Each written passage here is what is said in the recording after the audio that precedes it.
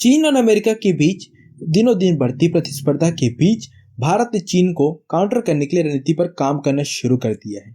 Indo Pacific region में प्रशांत द्वीप और दक्षिण पूर्व एशिया देश जहां भारत को बैलेंसिंग फैक्टर के रूप में देख रहे हैं, वहां भारत ने अपना गहरा दोस्त बना रहा है। वहीं चीन के साथ क्षेत्रीय विवाद के बीच फिलीपींस का समर्थन और ऑस्ट्रेलिया के कोको द्वीप समूह में दोनों सैन्य विमान भेजकर इंडो पैसिफिक में भारत ने अपनी महत्वपूर्ण भूमिका निभा दी है, जिससे चीन टेंशन में है।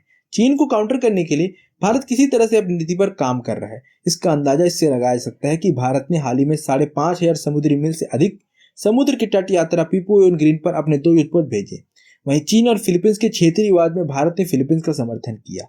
इसके अलावा भारत ने चीन के साथ लंबे समय से क्षेत्रीय विवाद में शामिल दक्षिण एशिया देश वियतनाम को एक एक्टिव ड्यूटी मिसाइल कन्वर्ट उपहार में दिया। साथ ही ऑस्ट्रेलिया की सशस्त्र बलों के साथ इन दिन पहली चीज बढ़ने के उद्देश्य में भारत ने ऑस्ट्रेलिया के कोको स्केलिंग द्वीप में 2 सैन्य विमान भेज दिए। अब इस पर ग्लोबल टाइम्स को मिर्ची लग गई।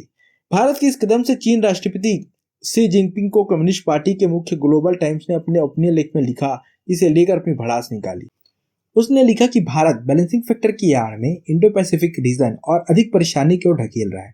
भारत को बैलेंसिंग की कला सीखने की जरूरत हो सकती है, क्योंकि भारत की वर्तमान रणनीति इस क्षेत्र का टकराव यहाँ तक एक नई कोल्ड वॉर की ओर ढकेलने का जोखिम उठा रहा है। ग्लोबल टाइम्स ने भारत की ओर इंडो पैसिफिक देश में उठाए गए कदमों का जिक्र करते हुए लिखा, भारत की कार्रवाई खतरनाक संकेत भेजती है। साथ ही बताती है कि भारत न केवल अपनी पारंपरिक रूप से भटक रहा है, बल्कि इंडो पैसिफिक रीजन में भारत को रोकने और उसका मुकाबला करने के लिए अमेरिका को खुली तौर पर सहयोग कर रहा है।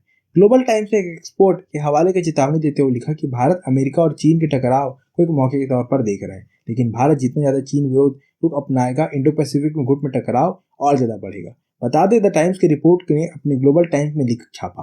हिंदुस्तान टाइम्स की रिपोर्ट के मामले में अवगत कहना है कि पीपो न्यूग्रीन में रणनीतिक इलाकों को उस वक्त आश्चर्य हुआ जब 3 अगस्त को पोर्ट मरिसम में भारत ने युद्धपोत आईएनएस शाहदी और आईएनएस कोलकाता पर आयोजित स्वागत समारोह में पीएम जेम्स बॉर्बो और लगभग उनकी पूरी कैबिनेट ने हिस्सा लिया। इस तरह के स्वागत समारोह में आमतौर पर केवल रक्षा मंत्री और अन्य अधिकारी आते हैं। बस फिर क्या था, चीन को इस बात पे मिर्ची लगी। इसी तरह की खबर देखने के लिए द टाइम्स को फॉलो और सब्सक्राइब करें। धन्यवाद।